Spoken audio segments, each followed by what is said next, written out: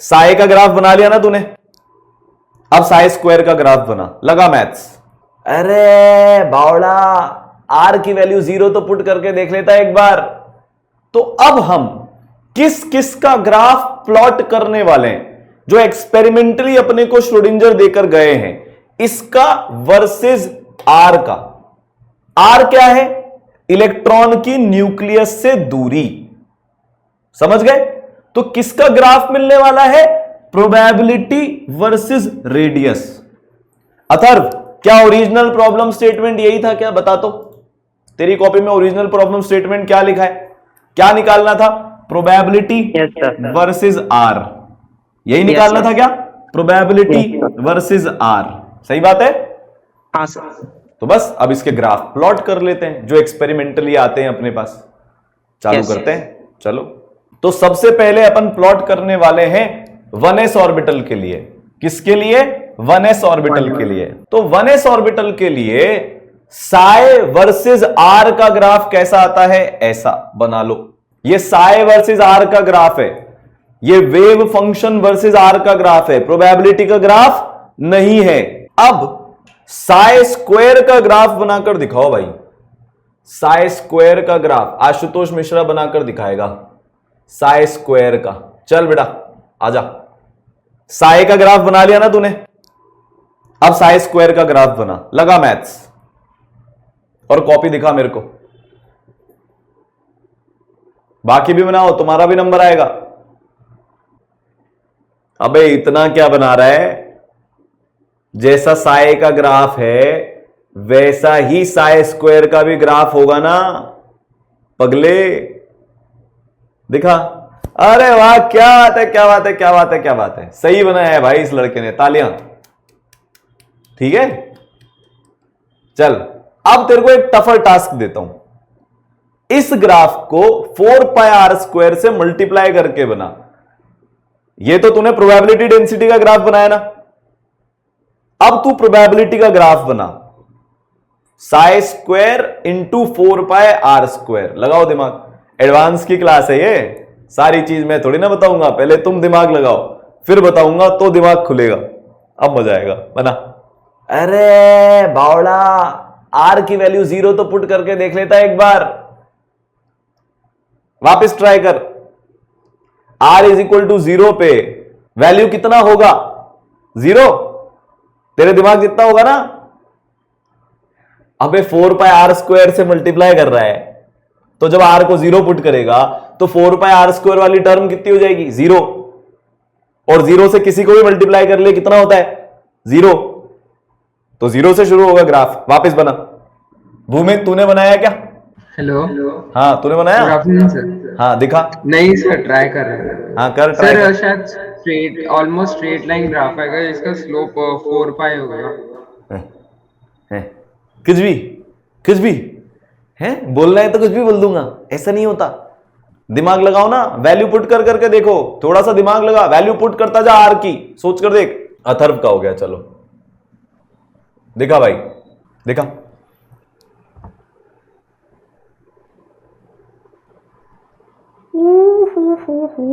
शुरू का पार्ट सही है, बाद का पार्ट गलत है। शुरू का सही है, बाद का गलत है। करो करो, दिमाग लगाओ। अनुष्का बैठी मत रहे, चल। गलत है ये, बाद का पार्ट, शुरू का सही है। कृष्णा दिखाएगा भाई, बता भैया। सर ऐसा बनेगा क्या? कौन सा वाला है? ओ तेरा और बेटर सही है, पर बाद का फिर भी गलत है। क्लोज बट लास्ट वाला रॉन्ग। अबे कोई तो सही बनाओ। समर्थ दिखाइए तो। अरे राम छी, ऊपर रुक जा, देख इसी पे रख, इसी पे रख, रुक देख ऊपर वाले ग्राफ को देख। जस्ट ऊपर वाला ग्राफ जब r टेंडिंग टू इंफिनिटी है, हाँ ये वाला, तो वो 0 की तरफ जा रहा है ना, समझा? तो जब वो 0 की तरफ जा रहा है और तू 4πr² को उससे मल्टीप्लाई करेगा तो वो भी तो 0 की तरफ ही जाएगा। हाँ ऐसा ऐसा ऐसा भाग्यश्री, यस यस यस, वाह वाह वाह वाह वाह भाई, शाबाश। हेलो। हाँ, अब तो इसको समझा तूने ऐसा क्यों बनाया। तेरे में भी थोड़े करेक्शन की जरूरत है, बट ऑलमोस्ट क्लोज। ऐसा क्यों ग्राफ आया समझा मेरे को। तो न्यूक्लियस पे तो इलेक्ट्रॉन जीरो होगा, मतलब नहीं मिलेगा न्यूक्लियस में, और इनफाइनाइट में जाएगा तो तब भी मतलब डिक्रीज होगा ओ, इलेक्ट्रॉन। तो तूने क्वालिटेटिवली सोचकर बना दिया बिना मैथ्स यूज करे हुए। क्या बात है, चलो बहुत बढ़िया, मजा आ गया, वेरी गुड। अब मैं समझा देता हूं, आ जाओ।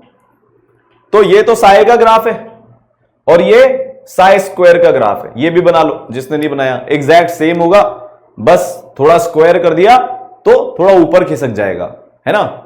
ये सबने बना लिया, सृष्टि ने भी ऐसा ही बनाया था, अनूप ने भी, दिशांक ने भी। क्या बात है, साई स्क्वायर सबने बना लिया क्या, बना लिया। अब देखो, अब अपने को मल्टीप्लाई करना है साई स्क्वायर आर और 4 पाई आर स्क्वायर को।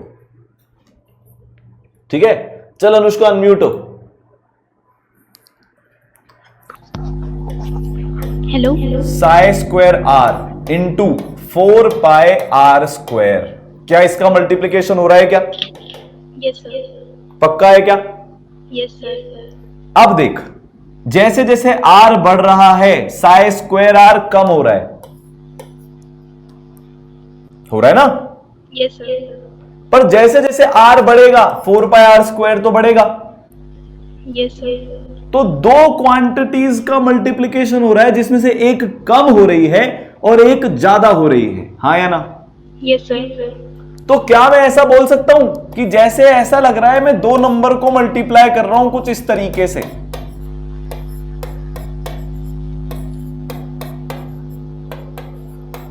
क्या ये ऐसा हो रहा है क्या। हाँ सर। ये शुरू में बड़ा था, ये छोटा था, फिर ये कम हो गया, ये कम हो गया, तो 4 पाई आर स्क्वायर बढ़ गया।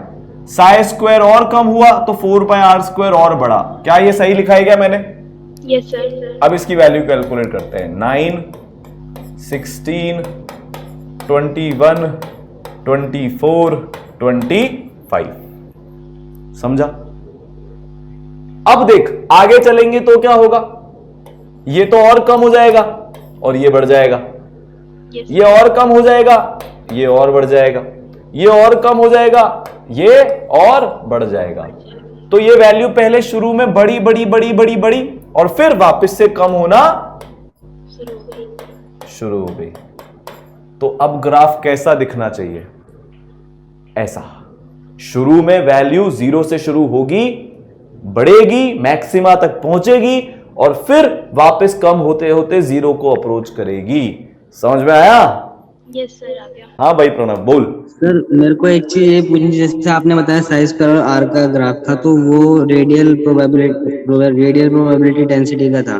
हाँ, तो सर वो फिर साई वर्सेस आर, तो उसको हम क्या बोलेंगे, मतलब किसका ग्राफ था। वो वेव फंक्शन वर्सेस आर का ग्राफ था। और सर जो ये इसमें है यहाँ पे, तो आर ये बढ़ रहा है, तो फिर वो घट कैसा रहा है वो समझ नहीं आया।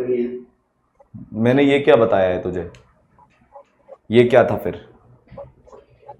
दो क्वांटिटीज है, एक क्वांटिटी आर बढ़ाने के साथ कम हो रही है, एक Yes, क्वांटिटी आर बढ़ाने के साथ बढ़ रही है। तो Yes, इसको sir. मैथमेटिकली करके देखा, एक क्वांटिटी जब आर कम है तो ज्यादा है, दूसरी कम है, आर बढ़ाया तो कम हो गई, दूसरी बढ़ गई। मैं समझ गया। मैं कह रहा हूँ कि psi square versus R, psi square आ रहा है वो बढ़ कैसे घट कैसे रहा, मतलब वो तो R के एक्सपेरिमेंटल है बेटा, उसमें मैं कुछ नहीं जानता, वो श्रोडिंगर ने ग्राफ बना कर दिया है। साथ। अच्छा, बस हमें पता होना चाहिए कि ये घट रहा है वैल्यू। हाँ, वो तुझे याद करना है कि ये ग्राफ ऐसा ही होता है। ठीक है सर। ठीक है, ओके सर। हाँ। अभिषेक पूछ रहा है सर ये ग्राफ लास्ट में 0 क्यों नहीं हुआ। ये ग्राफ 0 इसलिए नहीं हुआ क्योंकि साई स्क्वायर की वैल्यू 0 कभी भी नहीं हो रही, अप्रोचिंग टू 0 है, एसिम्प्टोटिक ग्राफ बोलते हैं इसको। ये कभी भी 0 नहीं हो रहा, टेंडिंग टू 0 हो रहा है। दोनों में डिफरेंस है, 0 की तरफ जा रहा है, जा रहा है, जा रहा है, जा रहा है, जा रहा है, या आरसीबी की तरह। काफी पर्सनल हो गया, कोई विराट कोहली को मत भेजना, मारता मारता आएगा यहां पर। Tending to winning the trophy always. तो ये क्या है, टेंडिंग टू 0, पर कभी भी 0 नहीं होगा। इसके बाद में कुछ नहीं बोलना चाहता। ठीक है, समझ गए? तो इसीलिए ये भी टेंडिंग टू 0 ही होगा, प्रोबेबिलिटी वर्सेस आर का ग्राफ। क्लियर है? भूमित, चल अब तेरे से एक आसान सवाल पूछता हूं, बड़ा भी क्यूट सा बच्चा है। हाँ, इस ग्राफ को एक्सप्लेन कर, बता ये ग्राफ क्या बोल रहा है? मतलब सर ये बोल रहा है कि अगर आप फाई की वैल्यू बढ़ाएंगे तो प्रोबेबिलिटी है ये, पहली बात तो। टाइम तक जब जिधर प्रोबेबिलिटी सबसे ज्यादा होगी, ये सर नहीं, ऐसे नहीं, ऐसे मत समझा, बढ़ाएंगे, ऐसे मत समझा। रुक, मैं बताता हूं कैसे समझा। आर पर प्रोबेबिलिटी की डिपेंडेंस को समझा कि आर बढ़ाने पर प्रोबेबिलिटी को क्या हो रहा है। सर आर जैसे जैसे बढ़ रहा है तो हाँ। मतलब आर की वैल्यू उसकी रेडियस तक आ रही है, तब तक 5 की प्रोबेबिलिटी बढ़ रही है। और जैसे आर की वैल्यू इंफिनिटी अप्रोच कर रही है, 5 की वैल्यू कम होती जा रही है। तो इसको मैं ऐसा बोल सकता हूं कि न्यूक्लियस पे इलेक्ट्रॉन के मिलने की प्रोबेबिलिटी 0 है, जी क्योंकि ये 0 से शुरू हो रहा है। सही बात है? जी सर। फिर जैसे जैसे मैं आर बढ़ा रहा हूं, एक पर्टिकुलर पॉइंट तक प्रोबेबिलिटी बढ़ती जा रही है, बढ़ती जा रही है, बढ़ती जा रही है, बढ़ती जा रही है, बढ़ती जा रही है। एक मैक्सिमा ऐसा आया, एक ऐसा आर है जिस पे इलेक्ट्रॉन मिलने की प्रोबेबिलिटी मैक्सिमम है। उसके बाद अगर मैं और दूर जा रहा हूं न्यूक्लियस से तो प्रोबेबिलिटी कम होती जा रही है। समझ में आ गया अब? Yes sir. तो प्रोबेबिलिटी इंक्रीज हो रही है, एक पॉइंट पे मैक्सिमाइज हो रही है और फिर उसके बाद कम होना शुरू हो गई, पर इंफिनिटी पे भी 0 नहीं है। क्या यह हाइजेनबर्ग प्रिंसिपल के साथ एकदम मैच खाता है क्या कि the probability of finding the electron is not 0 even at infinity? Yes बोला है ना, है ना? चल, बहुत बढ़िया। ये पूरे एटॉमिक स्ट्रक्चर का सबसे टफ कॉन्सेप्ट है, खेल खेल में सीख लिया अपन ने। मोस्टली जगह पर तो इसको इग्नोर मार दिया जाता है कि बेटा ये ज्यादा काम का नहीं है, बस ग्राफ याद कर लियो, और फिर एडवांस वाले मजे ले लेते हैं। हमारे तो पढ़ाया ही नहीं था, मैंने तो पिछली बार डर के मारे पढ़ा ही नहीं था। सच्ची में बोल दिया छोड़ो, क्या करोगे ये पढ़कर। ऐसे ही खेलते खेलते IIT निकालेंगे। चलो आगे बढ़े अब। तो ये किसके लिए है? 1s ऑर्बिटल के लिए। इस पॉइंट को क्या बोलते हैं? R मैक्स, क्योंकि इस R पे प्रोबेबिलिटी इलेक्ट्रॉन के मिलने की मैक्सिमम है।